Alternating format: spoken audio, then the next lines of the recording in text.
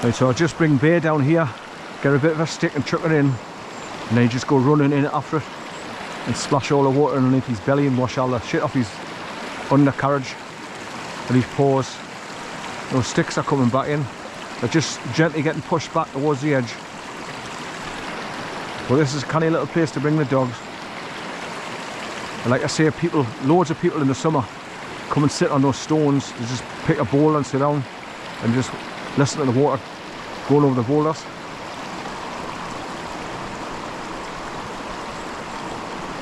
There's our bloke running back this way. He must have went to Planky Mill, he's turned round, come back. So there's a little turnstile gate that you go through here.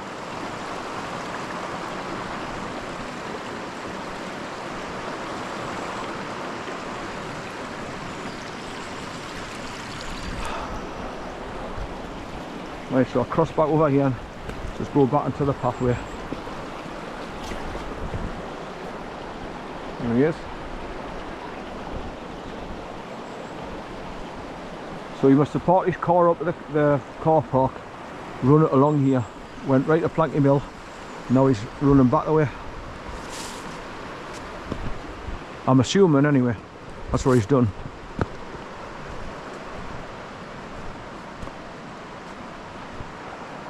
Plenty of bits of dead wood here and chuck in for the dog. Right, let's get across this little wooden bridge and go on through the gate. It's a single gate and then you just walk right round the path and a sweeping left hand bend right round to go towards Planky Mill campsite.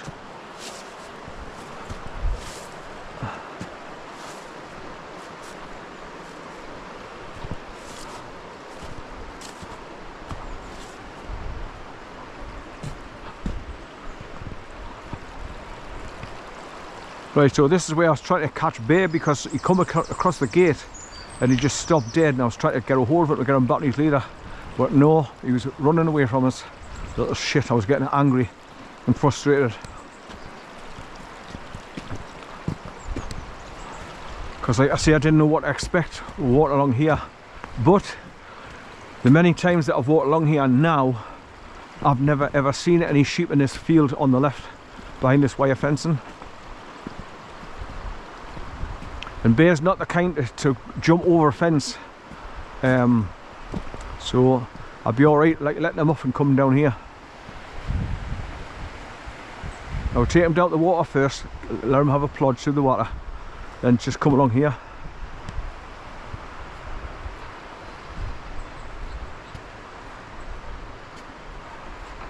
Oh, more teeth picker. Well, like I say, this pathway just goes a massive left hand sweeping bend and you go right over there past the ruins of two bits of like old houses, and then you go up the bank onto the main road, then turn right and drop down the bank and you're at Planky Mill campsite.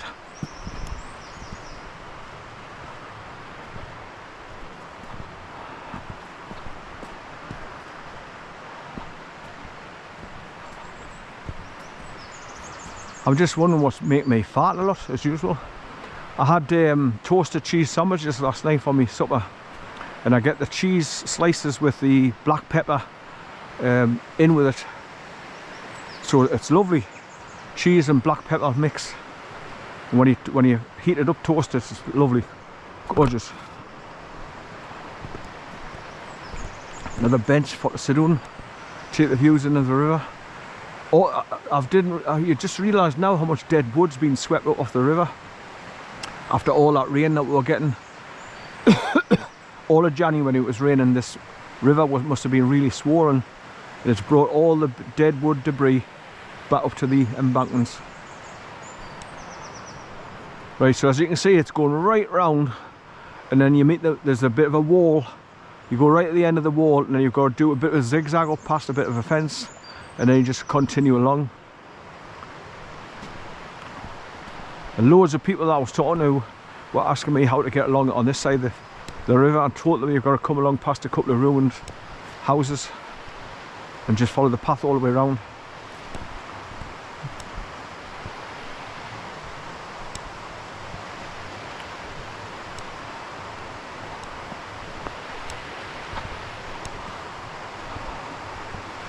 So I'll be alright with Bay right to here. And like I say, every time I come here, I have a look right across the other side of the field and on the next field as well. And you never see any sheep anymore, so I think I'll be alright for to run along here. But as I was walking along, I still like look left, right, left, right, left, right all the time like a radar, looking to see if I can see any sheep. There's no cows, there's no sheep, there's no horses, nothing.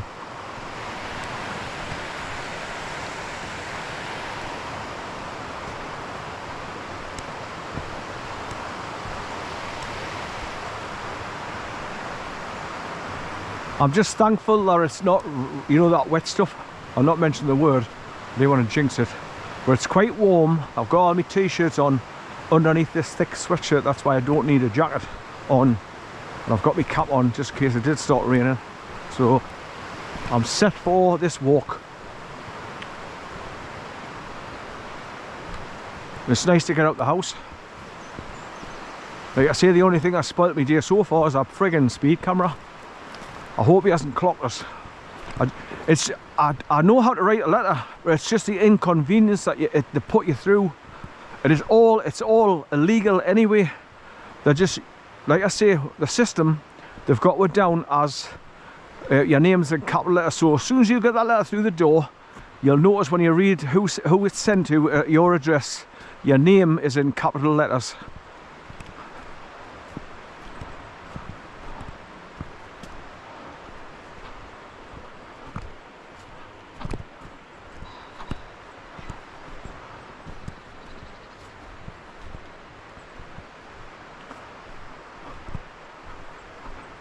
So they are charging you by your fictitious name, scamming you out of money. So they put your name in capital letters to, like I say, that makes you into a corporation. Then them as a corporation can deal with you and contract with you. So that's something else you write on your letter. I do not consent. I do not wish to contract with you. I am a living soul and not a dead man at sea. And you write it all in capital letters. Don't sign the paper, just put your address on the top with the reference number that they've sent you on the speed camera thing that comes through the door when you get them. And never ever ever use their bump to, you know how they say on the back you've got to fill it in, put the date on, sign it. Well, that's you basically signing to say you're guilty. So they'll fine you, and they'll sometimes if you don't pay the fine, they take you to court. And then when you walk into court, you are turning up as your fictional character in block capital letters. So you're basically making a statement, I am that person that you're trying to find. This scammed money for a illegal speeding ticket. So you didn't go to court, you don't answer them on their bump, you write your own letter. That's what I find it's best to do. And then because you don't sign it, you're not signing a contract to say that is you on named fictional character on the speeding letter. So that's how you get around it. Just basically fuck them, fuck off. Make them fight for their money. Because what they're doing is illegal anyway. But people don't want to put up with all that, so they just go out and pay it. And that's what the bastards rely on. Like my sister's one of them people. If she gets a parking fine through or parking charge notice stuck on her windscreen, she goes straight and pays it. And I've tried to tell her it's just a parking charge notice, it's not a fine. Like I've just recently gone through it because I took her to the hospital for an appointment to get an x-ray done on her broken shoulder. And because you go over the time that they say you're allowed to be in the car park, I'll get the letter through the door, a photograph of your registration, like going in or out of the hospital, stating that I'd been over 1 hour 11 minutes or something. Well, fuck them. I mean, when you go into a hospital, by the time you go in, check in, go around the x-ray, sit there for an hour and a half, you know. So, but the inconvenience of just having to explain to them that I've got a blue badge, I'm a disabled person myself, And I've just had to go through all that because them bastards have just decided that they're going to set up Park and I cameras in the hospital.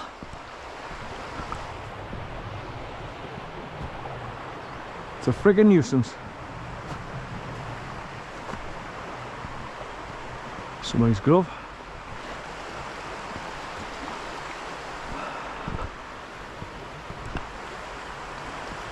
I can't wear gloves because I can't open my fingers to get a glove, especially my left hand. I can't get my fingers in, and over time it's just got worse and worse and worse and worse. So my fingers are just permanently locked up in a fist. So for me to get gloves on is literally impossible. I can get a right glove on, no problem, but left, not a hope in hell.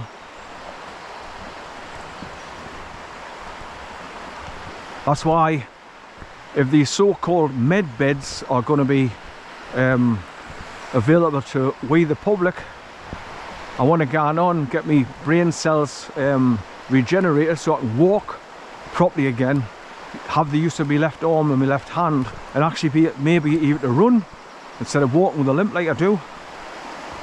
So I mean, I'm looking forward to going on any med beds that's available after getting an appointment. I wouldn't care if just getting a letter from the doctor saying it's your annual checkup, please make an appointment with your GP. But nobody trusts the medical departments now because of the COVID. They continue to give people injections, go to pharmacists, the chemists, that were injecting people, so nobody trusts the medical practices anymore. Don't trust your doctors because they were all getting money. The more people that they were injecting, they were making money left hand over fist. Same as the hospitals, admitting people and saying that they had COVID and died of COVID. They bumped the numbers up, which was all part of the lie and scare tactics. So I don't trust the medical profession now.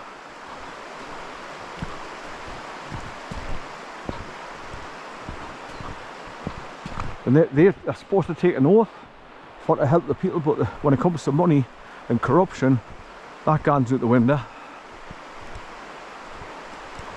Big Pharma want you dead. Simple as. Right, so I'm just taking the time to look around now at the fenced area at the back. All this area here, I cannot see any wildlife, horses, sheep, nothing. So if I did bring Bear along here to lure him off and run ragged next to the river, looks like I'll be okay. So I'll be coming back along on the path over there, 30 foot up. You can see the pathway going along and heading towards the corner.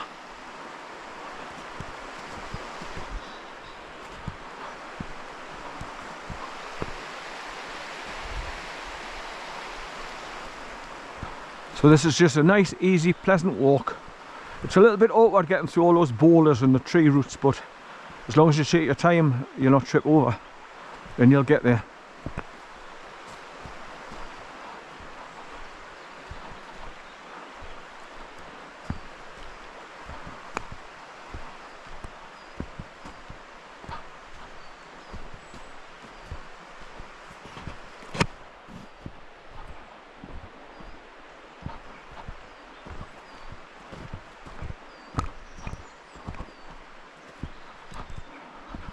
More trees being sawn down.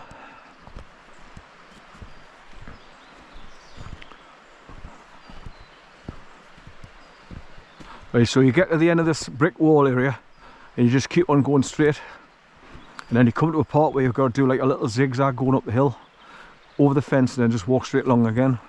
And that's when you come to the two like old house ruins, what's left of them, and you pass them and then just go up the bank onto the road. Like a stone, really rough stone track goes up to get up onto the road that the farmers can use. You couldn't come down in a normal car because you'd wreck your springs. I mean, I'd be alright in my four-wheel drive, but even then I still wouldn't put my car through that. You're just asking for trouble. Wreck your car. It's not worth it. even though they're supposed to be built like that. But my car is a commercial car for going on roads that I use for on roads, not cross country off tracking. I want my car to last, which it is. I mean, my car's like 2010, so it's 16 years old now, and so far so good. It's still in pretty good nick because I've had loads and loads and loads of work done to it over the I think 4 or 5 years I've had it.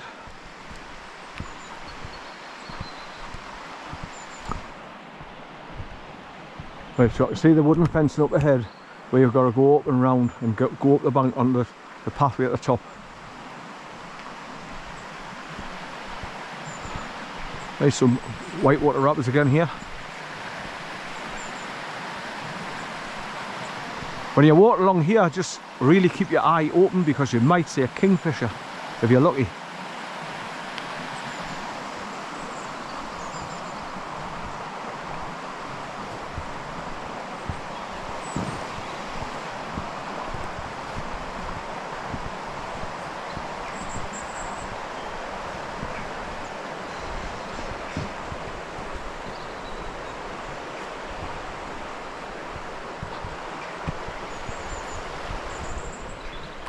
Right.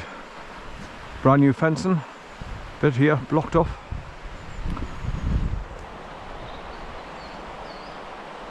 So as you can see, no sheep in this big huge field.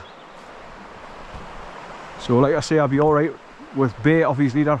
Just walk along this main pathway from Back Bay where you go through that little turnstile gate at the wooden bridge. But here you've got to go round to the left and up the bank and then get on just on the other side of the fence.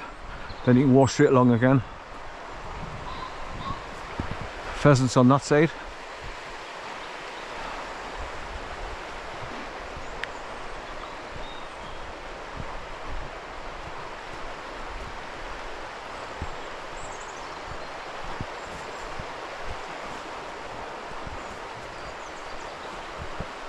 So with recorded 1080p as well with these batteries the last 2 hours, and the files, your file length is 50 minutes and 15 seconds long. So I just literally upload them, then just in with Filmora, me manipulation software, I just cut them in half. So my files are all like 25 minutes 10 seconds long. My videos, which is just enough to be interested but not too long to bore you. But when I'm making videos, I like to talk through my videos, so loads of people just make the mistake of just filming what they're doing, but they're not talking on their videos. It's to me it's crap. I like to actually hear a narration on videos so they can actually tell you where they are, what they're looking at, what you're likely to see or what you could see, just anything. Just talking on the video makes them much more watchable and more interesting.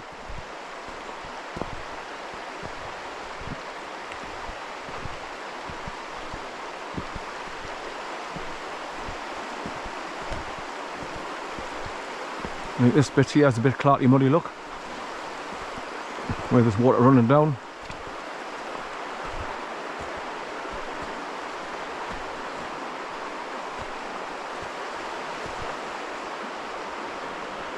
Right, so it looks like the best way to go along here. Let's keep to the left here.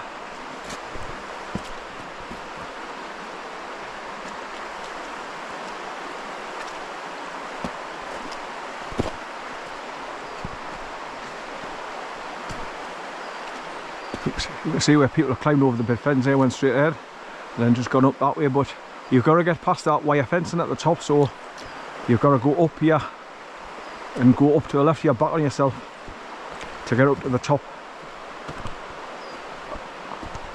so you don't have to climb over any wire fencing if you go that way. Right, So up we go.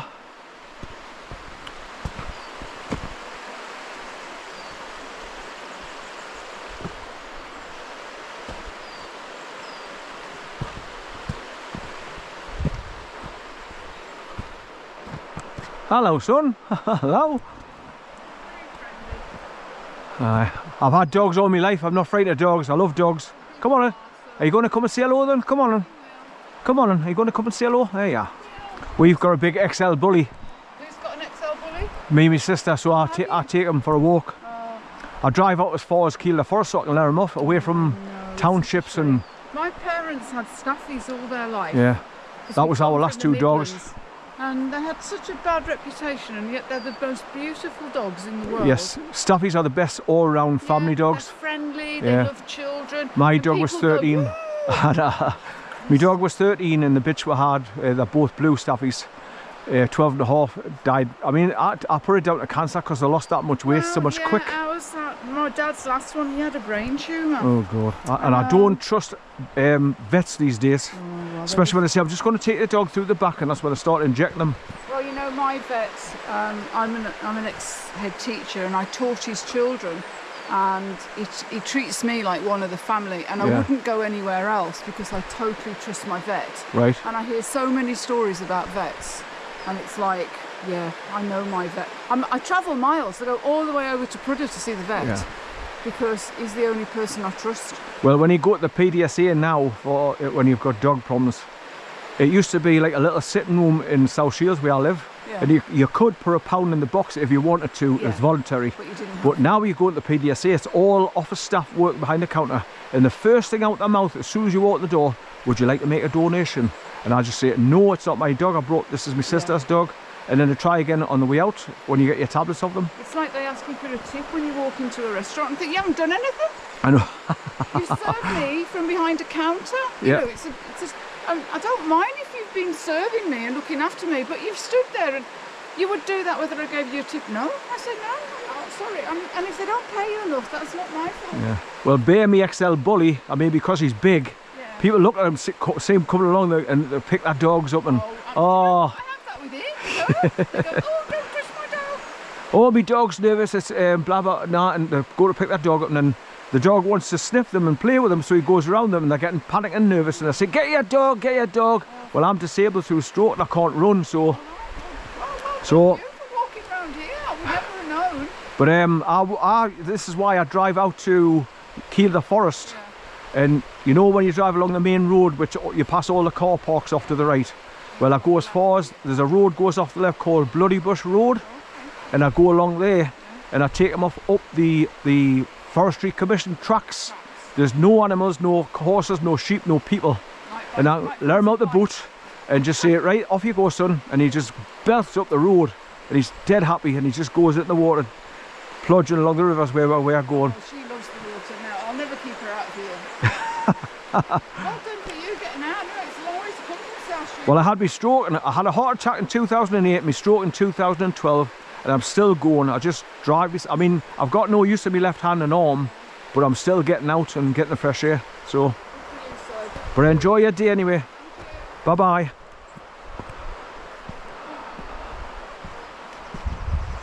Do you ever go on YouTube at all? Have a look on YouTube for my channel, because you're on video now. My channel is just called, your famous capital letter Steve. Steve Hiking Hack F8 or something daft like that. But if you put Steve in capital letters, it'll bring you to my channel where there's a picture of the ferry that goes across Kiel Forest. So then you'll know that's my channel. And then I'll put these videos up when I get home. So you'll be on as a star. Take care now. Ta-ra now.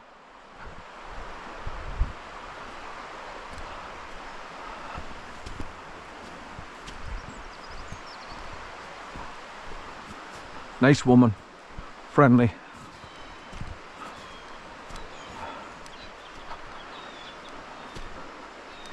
Right, so if you look to the left, you can see the track going up. What the farmers use from when you get past these ruins of buildings, is the track goes up and takes you up to that house at the top on the main road. But I'm going straight on, not up to the left. It's just like a short a 75 yard long steep uphill bank